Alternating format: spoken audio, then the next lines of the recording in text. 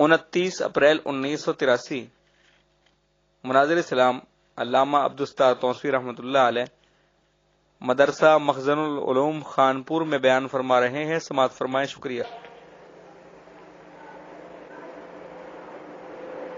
واجب الاحترام جناب صدر گرامی قدر، شرفاء ملت، بزرگوں، دوستوں، عزیزوں، اللہ تبارک و تعالی وحدہ لا شریک لہ اس عاجز کو حق بیان کرنے کی توفیق عطا فرمائے. آپ حضرات کو کلمات حق کا سمجھنے کی توفیق عطا کرے.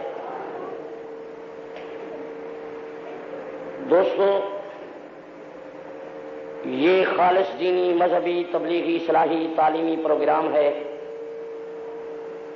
جس کی غرض و غایت رضا الہی ہے. ضروریات دین کی تعلیم حاصل کرنا ہر مسلمان مرد پر ضروری ہے، ہر مسلمان بیوی پر ضروری ہے. اللہ کی بڑی عدالت میں وہ نیکی منظور و مقبول نہیں جو پاک پیغمبر صلی اللہ علیہ وآلہ وسلم کی مقدس تعلیم کے مطابق نہیں.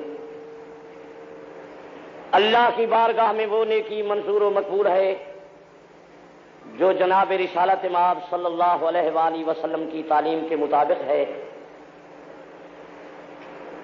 ہماری اس دور میں بڑی دکھ کی بات یہ ہے کہ دینی تعلیم کی کمی ہے. ملک کے لوگ دن رات دنیا کے لیے محنت کر رہے ہیں، دین کے لیے محنت نہیں ہو رہی. انتشار کی بڑی وجہ یہ ہے کہ لوگ دنیا کی طرف متوجہ ہو گئے. اکثر لوگوں کو یہ بھی علم نہیں کہ دین کس چیز کو کہتے ہیں. میرے پیارے عزیزوں، ہمارا دین وہ قواعد و اصول ہیں جو خداوند قدوس نے جناب محمد مصطفیٰ صلی اللہ علیہ وآلہ وسلم کو عطا کیے. جناب رسالت مآب صلی اللہ علیہ وآلہ وسلم نے اپنی امت کو عطا کیے. میری ابتدائی درخواست تو یہ ہے کہ آپ حضرات اپنے بچوں کو قرآن و حدیث پڑھائیں، اپنے سینے کو قرآن مقدس کی تختی بنائیں، تبلیغی جماعت سے کچھ وقت لگائیں، اللہ کے دین کے لیے محنت کریں. حضرات انبیاء علیہ السلام دن رات اللہ کے دین کے لیے محنت فرما گئے. وہ انسان خوش بخت ہیں جو اللہ اٹھا رہے ہیں، ہر آن و لمحہ اللہ کے دین کے لیے محنت فرما رہے ہیں. بیماری کا اصلی علاج تو یہ ہے کہ ہر گھر میں کتاب و سنت کی پوری تعلیم ہو. آپ حضرات دیکھ رہے ہیں کہ گھر گھر میں فتنہ فساد ہے، بغض اناد ہے. میں تو آپ حضرات کو درخواست کروں گا کہ آپ دنیا والی چھوٹی زندگی کے لیے چھوٹی محنت کریں، آخرت والی بڑی زندگی کے لیے بڑی محنت کریں. انتشار اور تفرقے سے اپنے آپ کو بچائیں. بھائی بھائی بن کر پاک پیغمبر صلی اللہ علیہ وآلہ وسلم کی سنت کا پرچم اٹھائیں. انسان تجارت کے لیے نہیں آیا، ملازمت کے لیے نہیں آیا، دنیاوی کاروبار کے لیے نہیں آیا. انسان کی زندگی کا مقصد رضا الہی ہے. انسان کی زندگی کا مقصد ذکر اللہ ہے. انسان کی زندگی کا مقصد اللہ کی عبادت ہے. سارے حضرات سوچیں کہ ہم لوگ اپنی زندگی کے مقصد سے کتنا دور جا رہے ہیں. اللہ کی عبادت سے ہمارا برائے نام تعلق ہے. میرے پیارے عزیزوں، دین بالکل صاف ہے. نبی پاک صلی اللہ علیہ وآلہ وسلم کی شریعت طیبہ واضح ہے. جو لوگ یہ کہتے ہیں کہ ہم کو دین کے مسئلے نہیں سمجھ آتے، میرا خیال یہ ہے کہ ان لوگوں کو دین کی ضرورت نہیں، ورنہ دین کے مسئلے بالکل واضح ہیں۔ پاک پیغمبر صلی اللہ علیہ وسلم 30 برس کے اندر اللہ کے کامل مکمل دین کی تبلیغ فرما گئے۔ حضور صلی اللہ علیہ وآلہ وسلم کی شریعت طیبہ کا مسئلہ کلمہ طیبہ سے لے کر وضو تک صاف ہے۔ دوستو، بنیادی بات تو یہ ہے کہ لوگ دین کا پرچم اٹھائیں، قلبی طور پر دین کی طرف متوجہ ہو جائیں۔ میں ہر روز کسی نہ کسی جگہ پر تقریر کرتا ہوں، لوگ مجھ سے پوچھتے ہیں کہ ہم کو کوئی وظیفہ بتاؤ، نماز کے اندر وسوسہ، خیال، بھول چوک ہو جاتی ہے۔ میرے پیارے عزیزو، نماز کی 2 رکعتیں ہیں یا 3 رکعتیں، زیادہ سے زیادہ 4 رکعتیں، اس کے بعد آدمی فارغ ہو جاتا ہے۔ کاروباری لوگ کئی ہزار روپیہ جو شمار کرتے ہیں، لاکھوں روپے تک شمار کرتے ہیں، کوئی آدمی وظیفہ نہیں پوچھتا کہ جب نوٹ شمار کرتے ہیں بھول چوک ہو جاتی ہے، مغالطہ لگ جاتا ہے، ہم کو کوئی وظیفہ بتاؤ۔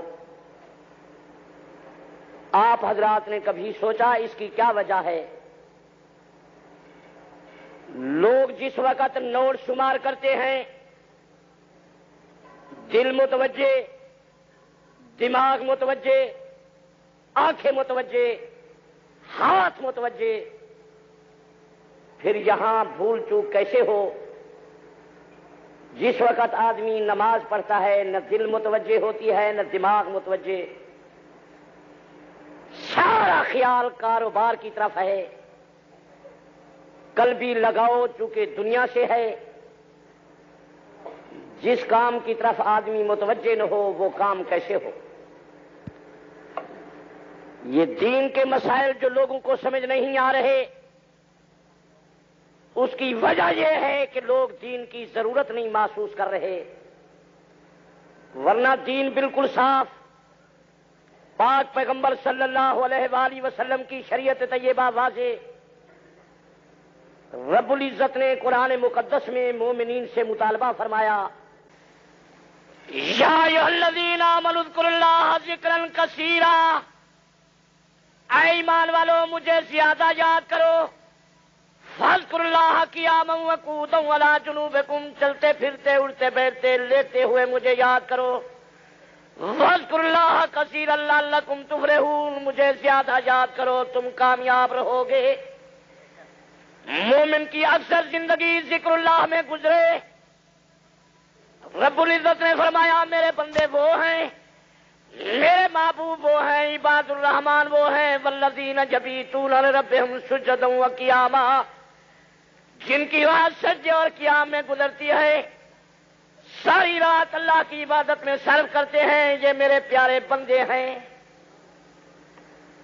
اب یہ کوئی اختلافی مسئلہ نہیں، نہ پیچیدہ مسئلہ ہے، نہ ایسی بات ہے جو کسی آدمی کو سمجھ نہ آئے۔ رب العزت کا مطالبہ ہے کہ مومن کی اکثر زندگی میری یاد میں گزرے، ہم سوچیں کہ ہماری زندگی کس طرح گزر رہی ہے، ہماری راتیں کس طرح گزر رہی ہیں، ہم کیا کر رہے ہیں۔ میرے پیارے عزیزو، میں تو آپ حضرات کی خدمت میں درخواست کروں گا کہ آپ اختلافی مسائل سے بچیں، دشوار مسئلے سے اجتناب کریں۔ جو مسئلے آپ حضرات کو سمجھ آ رہے ہیں، آپ ان مسائل پر عمل کریں، اللہ کی بڑی عدالت میں کامیاب ہو جائیں گے۔ یہ انتشار مستقل اللہ کا عذاب ہے۔ رب العزت نے قرآن مقدس میں فرمایا جس قوم پر میں ناراض ہوتا ہوں یا آسمان سے پتھر برساتا ہوں یا زمین میں دھنس دیتا ہوں. تیسرا لا فرمایا او یلبسکم شیعا، گروہ گروہ پارٹیاں جماعتیں بن جاتی ہیں. یہ تفرقہ مستقل اللہ کا عذاب ہے. یہ انتشار و افتراق مستقل اللہ کا عذاب ہے. فتنہ و فساد مستقل اللہ کا عذاب ہے. وَاعْتَصِمُوا بِحَبْلِ اللَّهِ جَمِيعًا وَلَا تَفَرَّقُوا. اللہ کے دین اسلام والی رسی کو تھام لو، افتراق سے بچو، انتشار سے بچو، بھائی بھائی بن کر پاک پیغمبر کے دروازے پر آؤ. جناب رحمت اللہ عالمین صلی اللہ علیہ وآلہ وسلم کے ہر فیصلے پر گردن جھکاؤ. میں تو آپ حضرات کو یہی درخواست کروں گا. باقی یہ مسائل، یہ پرچیاں روزمرہ لوگ بھیجتے ہیں، ان تمام پرچیوں کا جواب یہی ہے کہ آپ پاک پیغمبر کے دروازے پر جائیں، سارے فیصلے جناب رحمت اللہ عالمین صلی اللہ علیہ وآلہ وسلم سے کرائیں. حضور پر نور صلی اللہ علیہ وآلہ وسلم کے ہر فیصلے پر گردن جھکائیں. حضور صلی اللہ علیہ وآلہ وسلم نے فرمایا تھا میری امت 73 ٹولہ ہو جائے گی، سارے ٹولے جہنم میں جائیں گے، ایک ٹولہ بہشت میں جائے گا. جناب رسالت امام صلی اللہ علیہ وآلہ وسلم نے فرمایا مان علیہ وصحبی، جس راستے پر میں جا رہا ہوں میری جماعت جا رہی ہے، یہ راستہ نجات کا راستہ. نعرہ تکبیر، اہل سنت والجماعت. حضور صلی اللہ علیہ وآلہ وسلم نے فرمایا میرے راستے پر آؤ، میری جماعت کے راستے پر آؤ، یہ راستہ نجات کا راستہ، یہ راستہ سرخروئی کا راستہ، یہ راستہ کامیابی کا راستہ. نبی پاک صلی اللہ علیہ وآلہ وسلم نے فرمایا علیکم بسنتی و سنت الخلفاء الراشدین، میرے راستے پر چلنا، میرے خلفاء راشدین کے راستے پر چلنا. نبی پاک صلی اللہ علیہ وآلہ وسلم نے فرمایا فاقتدوا بالذین من بعد ابی بکر و عمر، میرے بعد ابو بکر عمر کی پیروی کرنا. یہ لفظی ترجمہ ہے، پاک پیغمبر کے ارشاد کا لفظی معنی ہے. میں تاریخی قصے، بازاری کہانیاں سنوانے کے لیے نہیں آیا. میں نے آپ حضرات کی خدمت میں پاک پیغمبر کا پیغام پہنچانا ہے. میں یہی دعوت دینے کے لیے حاضر ہوا کہ آپ بھائی بھائی بن کر پاک پیغمبر کے دروازے پر آئیں. حضور جیسے عالم نہ آج تک پیدا ہوئے، نہ قیامت تک کوئی پیدا ہوں گے. حضور خاتم النبیین ہیں، انبیاء اور رسل کے سردار ہیں، 14 طبق دونوں جہانوں کے سردار ہیں، نور بشر کے سردار ہیں. بعد از خدا بزرگ تو یہ قصہ مختصر. میری مختصر درخواست یہی ہے کہ آپ رحمت اللہ عالمین کا دامن تھام لیں. یہ سیدھا راستہ ہے، یہ نجات کا طریق ہے. باقی ایک نشست میں 1-2 پرچیاں ہونی چاہیے تاکہ ان 1-2 پرچیوں کے متعلق مفصل بیان ہو سکے.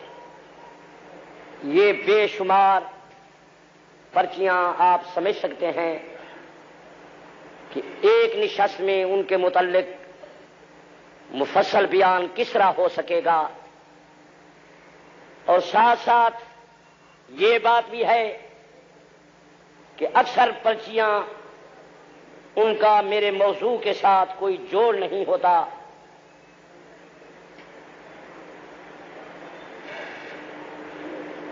آپ حضرات اگر مجھے نہیں جانتے تو میں یہ بتا دوں کہ میں ملک کی مشہور مذہبی جماعت تنظیم اہل سنت کا خادم ہوں. میرا نام عبدالستار توسوی ہے. مجھے نہ علمیت کا دعویٰ، نہ میرے اندر زہد تقوی ریاضت اور نیکی ہے. میں مسلمانوں میں سے ادنا درجے کا مسلمان ہوں. میری جماعت تنظیم اہل سنت کی کوشش یہ ہے کہ ہر گھر میں پاک پیغمبر کی سنت اور شریعت آئے. میں ہر نیکی کا قائل ہوں, ہر نیک کا قائل ہوں. میں ہر جماعت کے ہر مسئلے کو ماننے کے لیے تیار ہوں. صرف ایک بات ساتھ ملاتا ہوں کہ اسی طرح تسلیم کروں گا جس طرح حضور صلی اللہ علیہ وسلم فرما گئے. میں اسی نیکی کا قائل ہوں جو نیکی شاگردان رسول نے کی, جو مذہب تربیت یافتگان رسول کا تھا, جس راستے پر پاک پیغمبر کے صحابہ اہل بیت, مہاجرین انصار, خلفائے راشدین حضرت حسن حسین گئے. میں چاہتا ہوں کہ ملک کے لوگ بھائی بھائی بن کر اس راستے پر چلیں.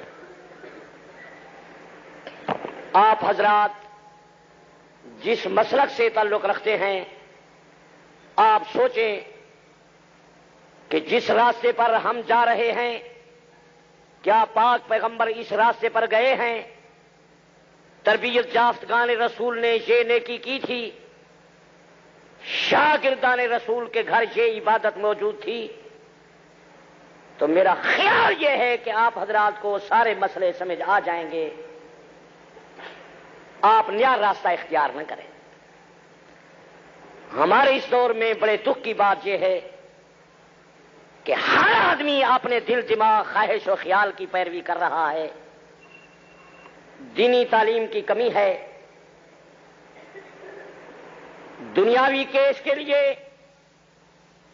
آپ حضرات ماہر وکیل تلاش کرتے ہیں, کیونکہ جائیداد, دکان و سامان, مکان سے قلبی لگاؤ ہے. خطرہ ہوتا ہے کہ دنیاوی نقصان نہ ہو جائے.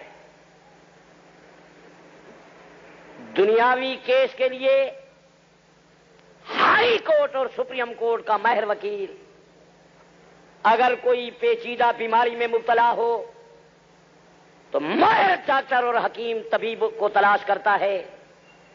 چاہیے تو یہ تھا کہ دین اور ایمان کے سلسلے میں لوگ ماہرین شریعت کے پاس جاتے, جن کا طویل تجربہ تھا, جن کے اندر خدا داد صلاحیتیں تھیں, جن کو اللہ نے بصیرت عطا کی تھی, جن کی فہم و فراست پر اعتماد تھا, ان کو جا کر تلاش کرتے. لیکن آپ نے دیکھا ہوگا, سنا ہوگا کہ دین اور ایمان کے سلسلے میں ہر آدمی اپنے دل دماغ خواہش و خیال کے پیچھے جا رہا ہے, ماہرین شریعت کو تلاش نہیں کرتے. میں یوں کہتا ہوں. اب آپ حضرات سوچیں کہ ہمارا کتنا تجربہ ہے, ہمارے اندر کتنا زہد و تقوی ہے. ہم لوگ عربی محاورات سے واقف نہیں. میں تو آپ حضرات کو مشورہ دوں گا کہ آپ یہ قیمتی وقت ضائع نہ کریں. دین و ایمان کے سلسلے میں ماہرین شریعت کے پاس جائیں, جن کی زندگی ساری کی ساری کتاب و سنت کی تعلیم میں گزری ہے کہ اللہ والے تم بتاؤ ہم کس راستے پر جائیں. خواہش و خیال کی پیروی کو چھوڑ دیں. یہ جتنی پرچیاں یہاں دوست لکھ رہے ہیں ان میں یہی مسئلے ہیں. ایک آدمی لکھ رہا ہے کہ پہلا خلیفہ تو پاک پیغمبر کے جدی رشتہ دار کو ہونا چاہیے تھا. حضرت علی جدی رشتہ دار تھے. تم اہل السنت صدیق کو پہلا خلیفہ بناتے ہو. یہ کس نے کہا ہے کہ جدی رشتہ دار کو ہونا چاہیے تھا؟ یہ دل دماغ خواہش و خیال کا فیصلہ ہے. نہ یہ خدا کا فیصلہ ہے, نہ محمد مصطفیٰ کا فیصلہ ہے. خدا کا فیصلہ یہی ہے کہ پہلا خلیفہ صدیق ہو. آپ سوچیں اگر جدی رشتے دار حضور کا خلیفہ بنتا تو حضرت علی کی باری خلافت کی قیامت تک نہ آتی، پھر تو پاک پیغمبر کے چچا حضرت عباس بن جاتے۔ چچا کی موجودگی میں چچا زاد بھائی کس طرح وارث بن سکتا ہے؟ ماشاءاللہ آپ تعلیم یافتہ خاندانی شریف شرفا حضرات سوچیں کہ حضرت عباس مومن کامل پاک پیغمبر کے چچا حضور کے وفات کے ٹائم موجود تھے۔ اگر جدی رشتے دار کا حق ہے تو پھر چچا حضرت عباس بنے، حضرت عباس کے بعد ان کے بیٹے بنے، ان کے بعد حضرت عباس کے پوتے بنے، حضرت علی کی باری خلافت کی قیامت تک نہیں آئے گی۔ یہ تو شکر ہے کہ حضرت ابو بکر صدیق خلیفہ بنے، حضرت علی کی باری بھی آ گئی۔ باقی دوستو، کئی بار میں اس سوال کے متعلق بتا چکا ہوں کہ صدیق اکبر کو ہم نے خلیفہ نہیں بنایا، صدیق کو پہلا خلیفہ خدا نے بنایا، اپنے مسلح کے لیے منتخب محمد مصطفیٰ نے فرمایا۔ اگر آپ حضرات جاگ رہے ہیں تو مجھے بتائیں کہ صدیق نے خلافت کے حصول کے لیے کوئی کوشش کی تھی؟ زور سے بتاؤ، سر نہ ہلاؤ، زبان سے بتاؤ۔ صدیق نے تلوار اٹھائی، کسی کو ڈرایا اور دھمکایا، لوگوں کے دروازوں پر خلافت کے لیے دورہ فرمایا، منت سماجت فرمائی کہ میرے ہاتھ پر بیعت کرنا، مجھے خلیفہ بنانا، کسی کو مال کھلایا، زرد پلاؤ کی دیگیں پکوائیں، پھر انہوں نے خلافت کیسے چھین لی؟ نہ ڈراتے ہیں، نہ دھمکاتے ہیں، نہ تلوار اٹھاتے ہیں، نہ کوشش فرماتے ہیں۔ میں نے تو کتابوں میں پڑھا، جناب ابو بکر صدیق 3 دن تک اعلان فرماتے رہے، لوگوں کسی اور آدمی کو خلیفہ بناتے ہو میں ابو بکر راضی ہوں۔ حضرت علی مجمع عام میں کھڑے ہو کر فرماتے تھے، صدیق نبی تجھے اپنے مسلح کے لیے منتخب فرما گئے، افضل ترین عبادت کا امام بنا گئے، ہمارے دین کے بھی امام تم ہو، ہماری دنیا کے امام بھی تم ہو۔ نعرہ تکبیر! علماء حضرات، تعلیم یافتہ شرفا حضرات، آپ سوچے صدیق تو منبر پر اعلان فرما رہے ہیں، لوگوں کسی اور آدمی کو خلیفہ بناتے ہو تو میں ابو بکر راضی ہوں۔ صدیق کی صاحبزادی مخدومہ کائنات طیبہ طاہرہ حضرت صدیقہ بارگاہ نبوت میں عرض کرتی ہیں، یا رسول اللہ کسی اور آدمی کو حکم فرماؤ آپ کے مصلے پر آ کر لوگوں کو نماز پڑھائے۔ جب جناب رحمت اللہ عالمین نے فرمایا ابو بکر صدیق کو کہو میرے مصلے پر آئے لوگوں کو نماز پڑھائے، تو سیدہ صدیقہ بارگاہ نبوت میں عرض کرتی ہیں، یا رسول اللہ کسی دوسرے آدمی کو آپ حکم فرمائیں، میرے ابا جان رقیق القلب ہیں۔ تو پاک پیغمبر نے سختی سے فرمایا، صدیقہ تو ایسی باتیں کر رہی ہو جس طرح یوسف علیہ السلام کے سامنے عورتیں باتیں کرتی تھی، مجھے خدا کا حکم ہے تم صدیق کو مصلح کے لیے منتخب فرماؤ، تو کہتی ہے کسی اور کو کہہ دو۔ خدا کا فیصلہ ہے، یا اللہ والمومنون الا ابا بکر، خدا بھی انکار کرے گا، مومن بھی انکار کریں گے، خدا کے سوا کسی کو خلیفہ نہیں بنائیں گے۔ نعرہ تکبیر! خلافت صدیق اکبر! آپ سوچے، بات کو سمجھے کہ صدیق کیوں خلیفہ بنے، کس نے انتخاب کیا؟ یہ خدا کا فیصلہ تھا، محمد مصطفیٰ کا فیصلہ تھا۔ میں نہیں کہتا، صرف میرے مذہب کی کتابوں میں نہیں، یہ ایران کی چھپی ہوئی شرح الناس، نبی پاک لوگوں کو نماز خود پڑھایا کرتے تھے، ولم یستطع بالمرض، حضور کو تکلیف زیادہ ہو۔ یہ ایران کی چھپی ہوئی کتاب تفسیر کمی صفحہ 338 پر موجود ہے۔ جناب رسالت امام صلی اللہ علیہ وآلہ وسلم نے ام المومنین سیدہ حفصہ کو فرمایا حفصہ میں تجھے بات بتاؤں ان ابا بکر یلی الخلافۃ من بعدی ثم بعد ابو کے میرے بعد خلافت کے والی ابو بکر ہوں گے، ابو بکر کے بعد تیرے ابا جان۔ کتاب شیعہ کی، فرمان محمد الرسول اللہ کا۔ آپ سوچیں، آپ بات کو سمجھیں۔ ہاں مسجد گھر بھی دیکھ لو، تم کو بلانے کے لیے تو نہیں آ گیا کوئی موٹر والا، نہ دل حاضر نہ دماغ حاضر، مسئلہ نہیں سمجھ آ رہا۔ مسئلہ کس طرح سمجھ آئے؟ آپ لوٹ بھی اسی طرح شمار کرتے ہیں جس طرح بات سن رہے ہو۔ نماز میں ہم کو بھول چوک ہو جاتی ہے، 4 رکعتوں تک نہیں پہنچ سکتے نمازی صاحبان، مغالطہ لگ جاتا ہے۔ دین کی ضرورت ہو تو اللہ کی قسم ہے دین بالکل واضح ہے۔ پاک پیغمبر نے 23 برس کے اندر اللہ کے کامل مکمل دین کی تبلیغ فرما دی۔ ایک آدمی نے مجھے کہا یہ کتاب مجھے دو، میں تم کو 1000 روپیہ دیتا ہوں۔ اگر وہ مجھے مربع زمین کا دے، میں دینے کے لیے یہ کتاب تیار نہیں ہوں۔ لیکن یہ لاری ہے، کیا آ گیا؟ ان کو شیطان کہتے ہیں۔ دیکھو کیا ہے، شور کیا ہے، تمہارا کیا مطلب؟ ادھر دیکھتے ہیں ادھر جھانکتے ہیں، پھر کہیں گے ہم بھی تو باس میں تھے، ہم نے تو یہ بات نہیں سنی۔ جب توجہ نہیں، کیسے بات آپ سنیں، کس طرح سمجھ آئے؟ کیسا سنہری حوالہ شیعہ کتاب میں کہ پاک پیغمبر نے فرمایا میرے بعد خلیفہ ابو بکر ہوں گے، ابو بکر کے بعد عمر ہوں گے۔ بی بی پاک عرض کرتی ہیں یا رسول اللہ من انبا کا، کس نے خبر دی، کس نے فیصلہ کیا؟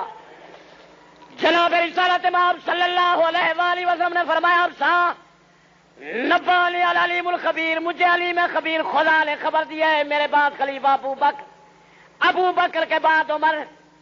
جناب امام الانبیاء محمد مصطفیٰ علیہ صدیق کی پہلی خلافت کا فرمایا یہ خلیفہ بلا فصل ہیں۔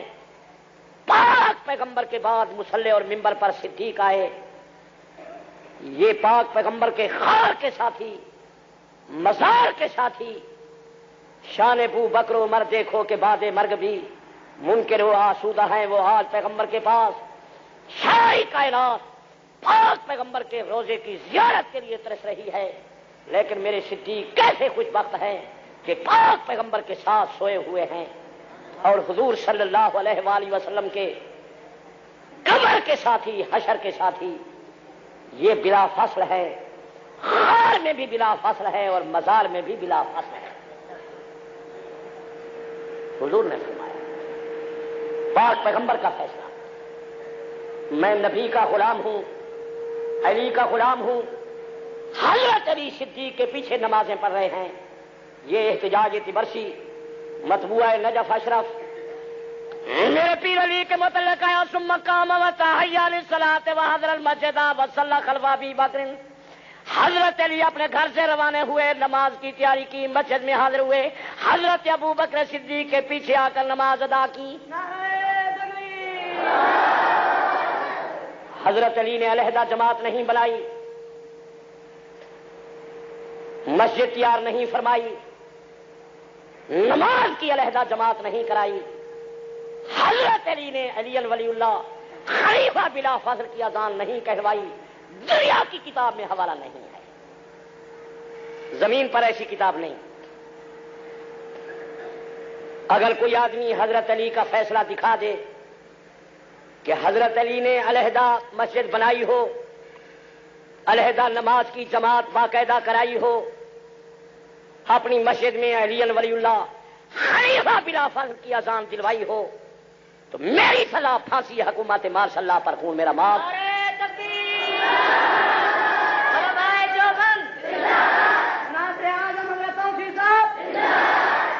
دنیا کی کسی کتاب میں حوالہ نہیں، اور میرے مذہب کی صداقت کا حوالہ کہ پاک پیغمبر نے صدیق کو اپنے مصلی کے لیے منتخب فرمایا، پیر علی صدیق کے پیچھے نماز ادا کرنے کے لیے آیا. حضرت اسامہ دریافت کرتے ہیں حضرت علی حلبہ جاتا ہوا آیا, آپ نے بھی صدیق کے ہاتھ پر بیعت کی ہے؟ فقال نعم یا اسامہ, میرے پیر علی نے فرمایا ہاں اسامہ, میں بھی ابو بکر صدیق کے ہاتھ پر بیعت کر چکا ہوں. دوسرے مقام پر موجود حضرت علی کے متن لکھا ہوا موجود, سمت والا جدا ابی بکر فبایعہ, حضرت علی نے حضرت ابو بکر صدیق کا ہاتھ پکڑا, حضرت ابو بکر صدیق کے ہاتھ پر بیعت کی. حضرت حسین بچے شہید کراتے ہیں لیکن یزید کے ہاتھ پر ہاتھ نہیں دھرتے. اگر صدیق اکبر سچے نہ تھے, حضرت علی نے ان کے ہاتھ پر بیعت کیوں کی ہے؟ کتاب شیعہ مذہب کی ہے, یہ فقہ جعفری ہے. فقہ جعفری میں یہ لکھا ہوا ہے کہ حضرت علی نماز صدیق کے پیچھے پڑھتے تھے. فقہ جعفری کی دنیا کی کسی کتاب سے دنیا کا عالم ثابت نہیں کر سکتا کہ حضرت علی نے خلیفہ بلا فصل کی اذان کہلوائی ہو. حضرت علی تو حضرت علی رہے. حسن حسین زین العابدین محمد باقر جعفر صادق موسیٰ کاظم علی رضا محمد تقی علی نقی حسن عسکری کے فرمان سے آج تک نہ کسی نے خلیفہ بلا فصل والی اذان ثابت کی, نہ قیامت تک کوئی ثابت کرے. نعرہ تکبیر. حوالے ثابت نہیں ہے. آپ حضرات کے پاس وقت نہیں, آپ تحقیق کریں, تتبع کریں, علماء سے پوچھیں, مطالعہ کریں. آپ کی دلیل ہوتی ہے لوگ کہہ رہے ہیں. تو ایک آدمی پچھلے سال حج پر گیا تھا, لوگوں نے ان کو کہا تمہارا حج ہو گیا ہے, انہوں نے فرضی طواف نہیں کیا, واپس آ گئے. لوگوں نے کہا حج ہو گیا ہے. عرفات پہنچ چکے ہو, منا اور مزدلفے پہنچ چکے ہو, ازدحام بھیڑ ہے, اور وہ کہتا تھا کہ ہماری جلدی روانگی تھی, رش زیادہ تھا, میری بیوی طواف نہیں کر سکی. لوگوں نے کہا حج تمہارا ہو گیا ہے. یہ جتنے مسئلے ہیں لوگوں نے کہے ہیں, بس ہو گئے. اب علماء سے پوچھو کہ وہ طواف فرض طواف ہے. عرفات منا مزدلفے جانے کے بعد 10 11 12 ذوالحجہ کو جو طواف کیا جاتا ہے فرض ہے. فرض طواف کے ادا کرنے کے بغیر حج کیسے پورا ہوگا؟ اور ساتھ ساتھ مسئلہ یہ ہے کہ جب تک وہ بیوی طواف نہیں کرے گی حرام اس کے لیے حلال نہیں ہے. وہ 6 مہینے کے بعد جائیں, سال کے بعد جائیں, جب تک بیوی طواف نہیں کرے گی حرام اس کے لیے حلال نہیں ہو سکتا. اب وہ آ چکے ہیں پاکستان, کسی عالم کے پاس اس کا کوئی علاج نہیں ہے, لیکن لوگوں نے کہا حج تمہارا ہو گیا ہے. بس یہ اکثر مسئلے جو ہیں لوگوں نے کہے. کس نے کہا؟ وہ لوگ اب ملتے نہیں ہیں. اللہ کے بندے سوچو سمجھو. یہ پرچی والے دوست لکھ رہے ہیں تم جو کہتے ہو کہ میں محمدی ہوں, نبی کا غلام ہوں, تم صلاۃ سلام کے قائل ہو. بالکل ہم قائل ہیں. نبی پر صلاۃ سلام پڑھنا ہمارا دین ہے, صلاۃ سلام پڑھنا ہمارا ایمان ہے. جو پاک پیغمبر کے صلاۃ سلام کا منکر وہ کافر بے ایمان خارج از اسلام ہے.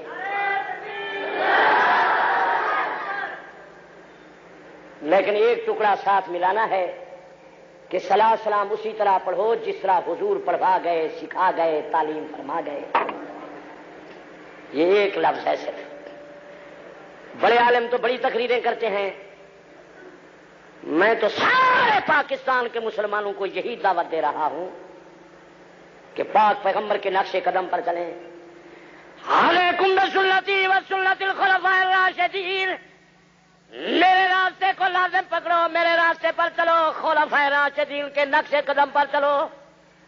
نبی کا فیصلہ, نبی کی حدیث, نبی کا فرمان.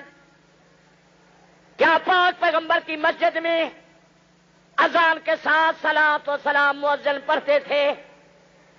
بلال کی اذان میں یہ جملہ موجود تھا. مکے کے مؤذن حضرت ابو محذورہ کو پاک پیغمبر نے اذان کی تعلیم فرمائی. کیا اس میں صلاح سلام کا جملہ موجود تھا؟ دنیا کی کسی کتاب سے کوئی ثابت کرے. میں تو بالکل سادہ آدمی ہوں. بعض مولوی صاحبان کہتے ہیں کہ اس کتاب سے حوالہ دکھاؤ. میرا یہ اعلان نہیں ہے. میرا اعلان یہ ہے کہ خدا کی خدائی میں کوئی کتاب ہو، خدا کے آسمان کے نیچے کتاب ہو، خدا کی زمین پر کتاب ہو، عربستان میں ہو، ایران میں ہو، ہندوستان، پاکستان، افغانستان میں ہو، کہ پاک پیغمبر نے فرمایا تھا اذان کے ساتھ صلاۃ سلام مؤذن پڑھے، یا حضور کی مسجد میں حضرت بلال پڑھتے تھے، کسی کتاب سے ثابت ہو جائے. چلو حدیث کی کتاب میں نہیں، فقہ کی کتاب سے ثابت ہو جائے. مولوی احمد رضا خان صاحب بریلوی لکھے کہ حضرت بلال کی اذان میں صلاۃ سلام کا جملہ موجود تھا. ہم ماننے کے لیے تیار ہیں، ہم ضدی نہیں ہیں. کتاب سے حوالہ دکھاؤ. یہ بات ہم نہیں مانتے. لوگ کہتے ہیں لوگوں نے کہا تھا ہم کو ایسا کرو. کس کتاب میں ہے؟ یہ میرے پاس یہ مولوی احمد رضا خان صاحب بریلوی کی لکھی ہوئی کتاب احکام شریعت کا صفحہ 65 ہے. اس میں مولوی احمد رضا خان صاحب بریلوی لکھ رہے ہیں کہ اذان کے ساتھ صلاۃ سلام پڑھنا 781 ہجری میں شروع ہوا ہے، 850 سال نبی کے بعد. یہ بریلوی عالم کی کتاب. بریلوی عالم لکھ رہے ہیں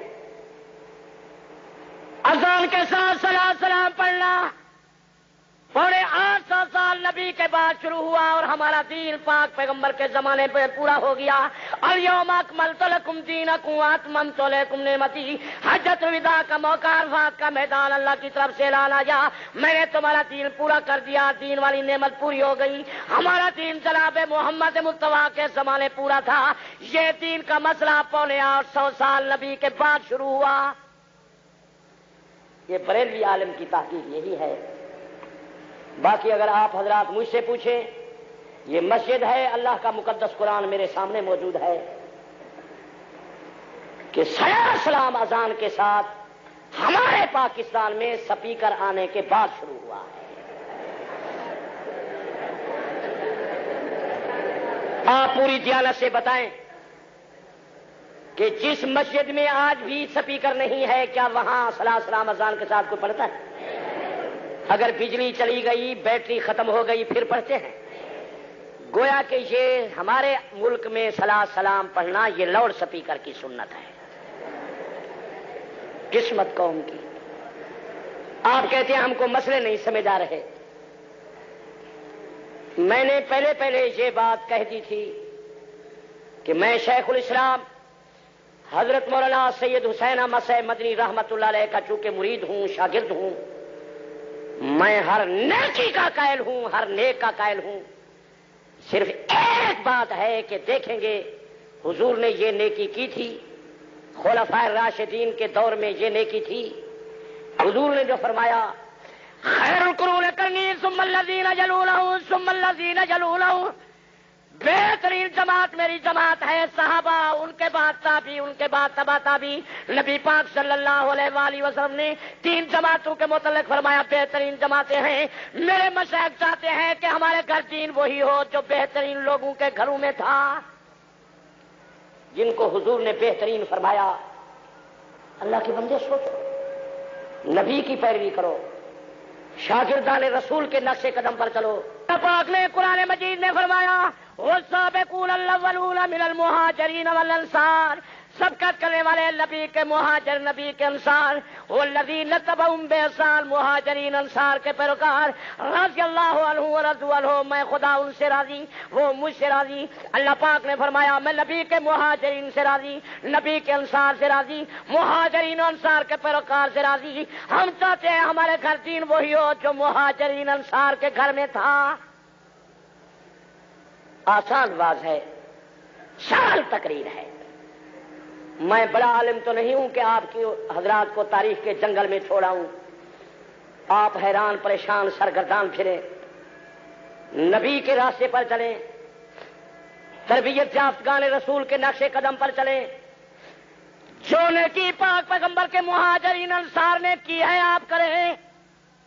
تو آپ حضرات اس بات پر راضی ہیں یا ناراض ہیں؟ زور سے کہو. آدمی بہت زیادہ ہیں اور بولتے نہیں ہیں اکثر, کیا وجہ؟ زور سے کہہ دو کہ جو نیکی حضور نے کی, مہاجرین انصار نے کی, وہ نیکی ہم کریں یا نہ کریں؟ جو نیکی اس دور میں نہیں تھی ہم کریں. آپ حضرات سوچیں, نماز میں تو ہم صلاۃ سلام پڑھتے ہیں, السلام علیکہ ایھا النبی, نبی پر سلام, وعلی عباد اللہ الصالحین, تمام اولیاء اور بزرگان دین صالحین پر سلام پڑھتے ہیں.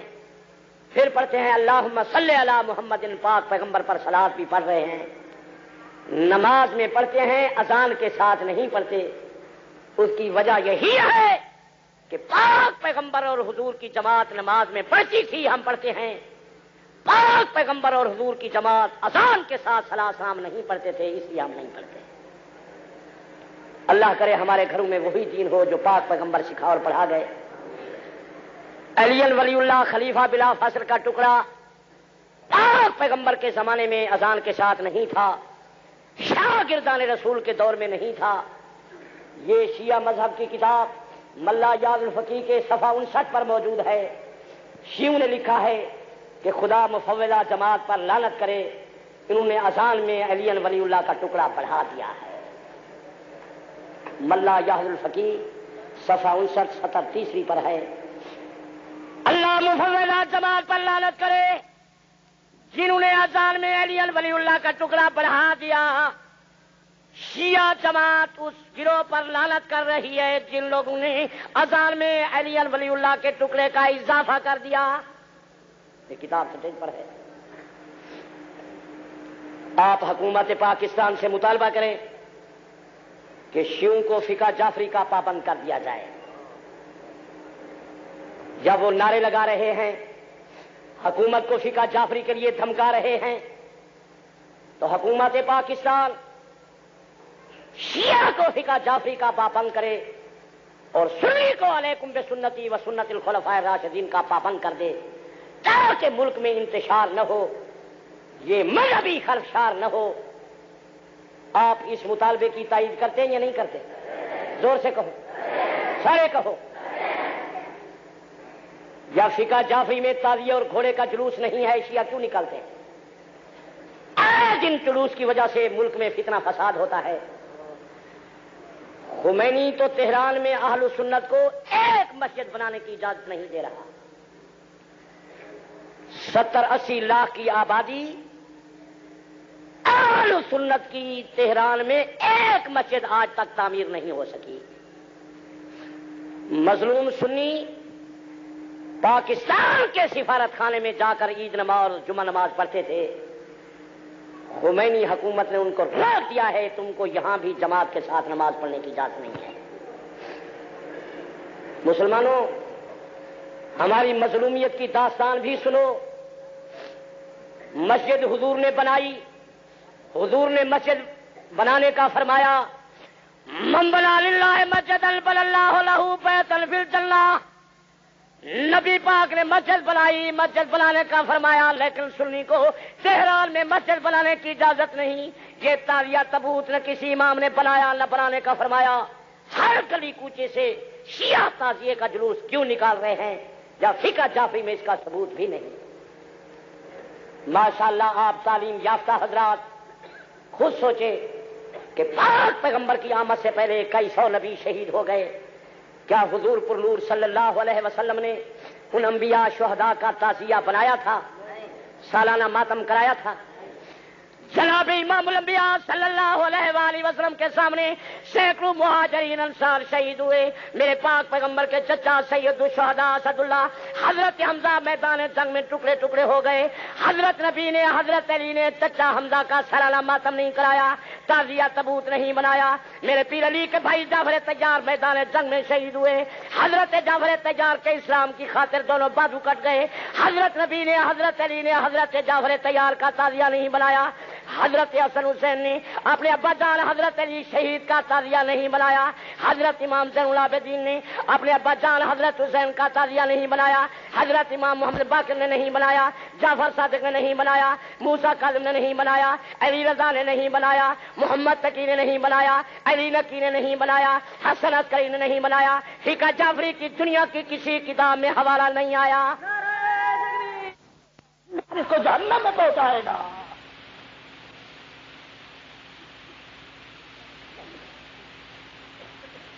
عورت عطر لگائے جس کا رنگ ظاہر ہو اور خوشبو کیوں؟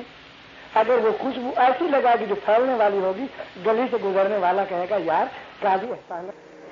ماشاءاللہ آپ تعلیم یافتہ حضرات خود سوچیں کہ پاک پیغمبر کی آمد سے پہلے کئی سو نبی شہید ہو گئے، کیا حضور پر نور صلی اللہ علیہ وسلم نے ان انبیاء شہداء کا تعزیہ بنایا تھا، سالانہ ماتم کرایا تھا؟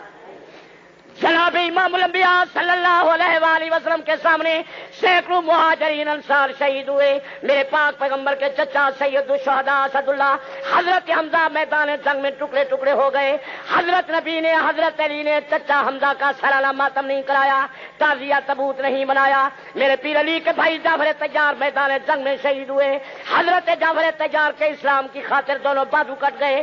حضرت نبی نے حضرت علی نے حضرت جعفر تیار کا تعزیہ نہیں بنایا۔ حضرت حسن حسین نے اپنے ابا جان حضرت علی شہید کا تعزیہ نہیں بنایا۔ حضرت امام زین العابدین نے اپنے ابا جان حضرت حسین کا تعزیہ نہیں بنایا۔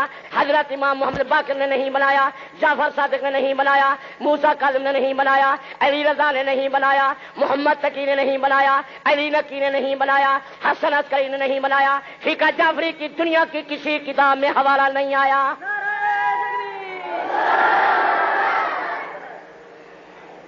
آپ سوچیں، حکومت پاکستان بھی اس بات کو سوچے کہ ملک میں انتشار جلوس کی وجہ سے ہوتا ہے، یہ شیعہ کے جلوس بند ہو جائیں، حکومت پاکستان سنی کو اپنی مساجد میں پابند کر دے اور شیعوں کو امام باڑوں میں پابند کر دے، یہ مذہبی جھگڑا جو جلوس کی وجہ سے پیدا ہوتا ہے ہمیشہ کے لیے ختم ہو جائے گا۔ آپ حضرات اس بات کا مطالبہ کرتے ہیں؟ جو کرتے ہو ہاتھ اٹھاؤ۔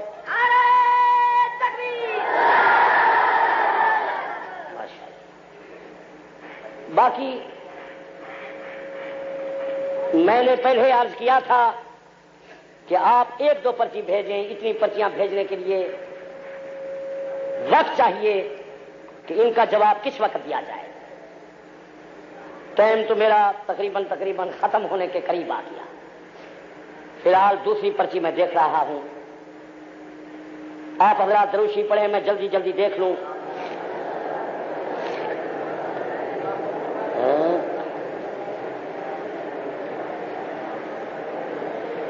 ماشاءاللہ بس کیا ہے، تم جو کہہ رہے ہو کہ میں نبی کا غلام ہوں، خلفائے راشدین کی پیروی کرو، تم یہ 20 رکعت جو پڑھتے ہو کیا یہ نبی نے خلفائے راشدین نے ادا کی تھی؟ بالکل ادا کی تھی۔ یہ تراویح کی 20 رکعت ہے، کتابوں میں لکھا ہوا موجود ہے۔ میں نے پہلے عرض کیا تھا کہ آپ اپنے بچوں کو قرآن حدیث پڑھائیں، مسئلہ بالکل صاف ہے۔ یہ میرے پاس سٹیج پر یہ ایران کی چھپی ہوئی استفسار ہے، اس استفسار میں بھی لکھا ہوا موجود ہے کہ ائمہ رمضان مبارک میں 20 رکعت زائد ادا کرتے تھے۔ امام جعفر صادق کی عادت تھی جب رمضان مبارک کا مہینہ آتا تو اپنی نماز کو زیادہ کر دیتے تھے۔ النبی عبداللہ علیہ السلام حضرت امام جعفر صادق علیہ السلام لکھتے ہیں یزید فی صلاتی فی شہر رمضان، رمضان کے مہینے کے اندر اپنی نماز کو زیادہ کر دیتے تھے۔ منذ اول لیلۃ من شہر رمضان، رمضان کی پہلی رات کو شروع کرتے تھے۔ فی کل لیلۃ 20 رکعت، ہر رات کے اندر روزانہ 20 رکعت زائد ادا کرتے تھے۔ نعرہ تکبیر، امام جعفر صادق رمضان مبارک میں ہر روز زائد 20 رکعت پڑھ رہے ہیں. امام محمد باقر کا لکھا ہوا موجود کہ ایک آدمی نے آپ سے سوال کیا رمضان کی زائد نماز کے متعلق فرمائیں، تو یہ کہتا ہے کہ امام کے اپنے ہاتھ کا لکھا ہوا میں نے دیکھا، اس میں لکھا ہوا تھا صلی فی اول شہر رمضان، رمضان کی پہلی رات کو شروع کرنا، الی تمام 20 لیلہ 20 رات تک پڑھنا، فی کل لیلۃ 20 رکعت، ہر رات کے اندر روزانہ 20 رکعت زائد ادا کرنا. اور حضرت امام رضا کہتے ہیں میرے ابا جان کی عادت تھی جب رمضان کا مہینہ آتا تو اپنی نماز کو زیادہ کر دیتے، خاص کر آخری عشرے میں فی کل لیلۃ 20 رکعت، ہر رات کے اندر روزانہ 20 رکعت زائد ادا کرتے تھے. بعض لوگوں کو یہ مغالطہ ہے کہ یہ نماز حضرت عمر نے جاری کی، حضرت عمر نے یہ نماز بنائی. دوستو سن لو، حضرت عمر نے اس نماز کا انتظام فرمایا ہے، ویسے یہ نماز پاک پیغمبر خود پڑھا گئے اور جماعت کرا گئے تھے. صحاح ستہ کے اندر حدیثیں موجود ہیں، ترمذی شریف کے الفاظ ہیں جمع لہو نساء، نبی پاک نے کنبے کبیرہ کو جمع فرمایا، مرد آئے بی بی آئی مہاجرین انصار سے مسجد نبی بھر گئی، حضور نے جماعت کرائی، اتنی تاخیر ہو گئی صحابہ کہتے ہیں ہم کو خطرہ تھا ان یفوت الفلاح کے سحور کا ٹائم بھی شاید ختم ہو جائے، پاک پیغمبر نے آخری ٹائم تک تراویح کی جماعت کرائی. 10-15 منٹ باقی تھے، صحابہ گئے، کسی نے ایک لقمہ کھایا، کھجور کے چند دانے کھائے، پانی پیا، پھر صبح کی اذان ہو گئی. تمام مہاجرین انصار نے آ کر پاک پیغمبر کے پیچھے صبح کی نماز ادا کی، ساری رات پڑھتے رہے.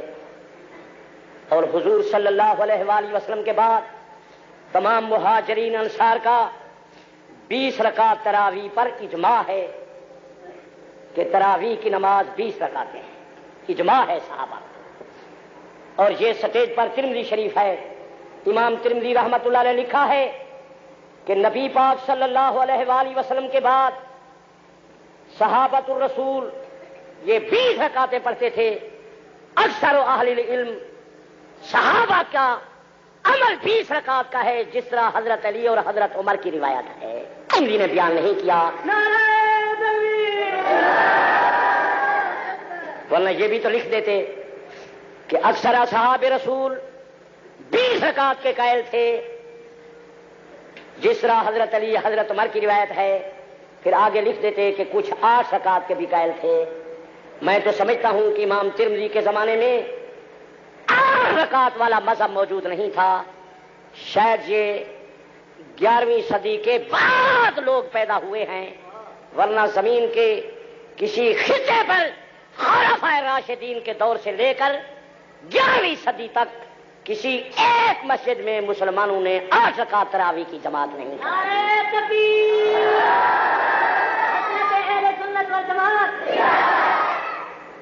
یہ مسئلہ آپ حضرات کو سمجھ آ رہا ہے؟ زور سے کہو. سارے آدمی نہیں بولتے، کیا وجہ؟ کہ صحابۃ الرسول جس راستے پر گئے ہیں وہ راستہ سچا یا جھوٹا؟ زور سے کہو. امام شافعی رحمت اللہ علیہ فرماتے ہیں، یہ امام ترمذی نے لکھا ہے، ہکلا حضرت بے بلدنا مکہ تھا، میں نے مکے والوں کو اسی طرح پایا کہ 20 رکعت تراویح ادا کرتے ہیں. امام شافعی رحمت اللہ علیہ کے زمانے میں اہل مکہ 20 رکعت تراویح ادا کرتے تھے. آج تک حرم کعبہ مسجد نبوی میں 20 رکعت تراویح کی جماعت ہو رہی ہے.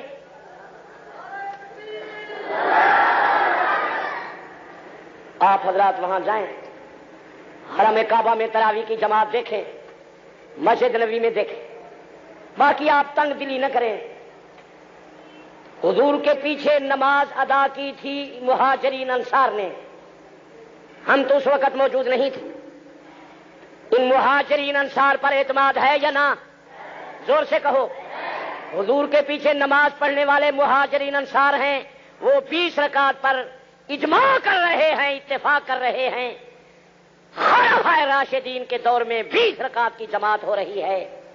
اس دن سے لے کر آج تک حرم کعبہ مسجد نبوی میں 20 رکعت کی جماعت ہو رہی ہے. ویسے آپ علیحدہ راستہ اختیار نہ کریں. ہر روز خدا سے دعا مانگ رہے ہیں، اے اللہ اہدنا الصراط المستقیم، ہم کو سیدھے راستے پر چلا.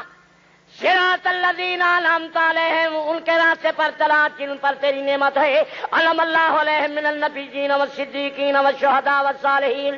اللہ پاک نے فرمایا میری انبیاء پر نعمت ہے، صدیقین پر نعمت ہے، شہداء پر نعمت ہے اور صالحین پر نعمت ہے. ہر روز ہر مومن ہر نماز ہر رکعت میں یہ دعا مانگ رہا ہے، اے اللہ ہم کو انبیاء کے راستے پر چلا، صدیقین شہداء کے راستے پر چلا، اولیاء کے راستے پر چلا. میرے پیارے عزیزو ان بزرگان دین کے راستے پر چلو، اللہ والے کے راستوں پر چلو. یہ راستے سچے راستے ہیں. علیحدہ راستہ اختیار نہ کرنا، اس میں ہماری کامیابی نہیں، ہماری سرخروئی نہیں. شاگردان رسول جس راستے پر جا رہے ہیں یہ نجات کا راستہ ہے، کامیابی کا راستہ ہے، سرخروئی کا راستہ ہے. باقی اگر کوئی یہ کہے کہ صحابۃ الرسول پر ہم کو اعتماد نہیں، پھر دین آپ کہاں سے لائیں گے؟ میرے پیارے عزیزو نبی کی نبوت کے نہیں گواہ صحابہ، چشمدید گواہ صحابہ، موقع کے گواہ صحابہ، واقع کے گواہ صحابہ. اینی گواہ سچے، سب کچھ سچا، اینی گواہ جھوٹے، دین سارا جھوٹا. کون کہتا ہے قرآن خدا کی کتاب ہے؟ کون کہتا ہے کہ محمد خدا کے رسول تھے؟ یہ آزادی بڑا فتنہ ہے. آزادی کے راستے پر نہ چلنا. جب امام کہہ رہا ہے اہدنا الصراط المستقیم، آئے اللہ ہم کو سیدھے راستے پر چلا، تم پیچھے علیحدہ کیوں شور مچا رہے ہو؟ امام ہماری طرف سے کہہ رہا ہے اے اللہ اہدنا الصراط المستقیم، ہم تمام لوگوں کو سیدھے راستے پر چلا. بادشاہ کی عدالت میں جب امام ہماری طرف سے درخواست پیش کر رہا ہے ہم کو پیچھے خاموشی سے رہنا چاہیے. القرآن فاستمعوا له وانصتوا لعلكم ترحمون. جب اللہ کا قرآن پڑھا جائے توجہ کرو، خاموش رہو. جب تمہاری طرف سے درخواست دے رہا ہے ہم کو سیدھے راستے پر چلا. بادشاہ کی عدالت میں گئے کہ ہمارے آٹے کا انتظام فرماؤ. ایک آدمی پیچھے والا کہے بادشاہ سلامت مجھے بھی آٹا دینا. ہر آدمی کہے گا بے وقوف وہ ہماری طرف سے جب کہہ رہا تھا تم نے کیوں شور مچایا ہے؟ عقل کرو. جب ہماری طرف سے درخواست ہو رہی ہے، خداوند کو دوسرے فرما دیا ہے کہ جب قرآن پڑھا جائے خاموش رہو. حضور کا ارشاد گرامی ہے، نبی کی حدیث ہے، اذا کبر الامام فکبروا، امام تکبیر کہے تکبیر کہو. اذا راکع فرکعوا، رکوع کرے رکوع کرو. اذا سجد فاسجدوا، سجدہ کرے سجدہ کرو. اذا قرأ فانصتوا، جب قرات کرے تم خاموش رہو. خدا نے فرمایا خاموش رہو، محمد مصطفیٰ کی حدیث میں آیا خاموش رہو. تو ہم کو اس وقت پڑھنے کی کیا ضرورت ہے؟ اگر آپ سوچیں اللہ تعالیٰ آپ حضرات کی نصرت فرمائے، حفاظت فرمائے. باقی چند مسئلے میں نے بیان کیے ہیں، باقی مسائل کے متعلق یہ رسائل ہیں. عصر کی نماز کے بعد یہ خلفائے راشدین کے فضائل، فدا کا مسئلہ، فیصلہ کو مناظرہ، پاک پیغمبر کی بیٹیاں 4. اللہ آپ حضرات کی جان کی حفاظت کرے، ایمان کی حفاظت کرے، پاکستان کی حفاظت کرے. وآخر دعوانا الحمدللہ رب العالمین.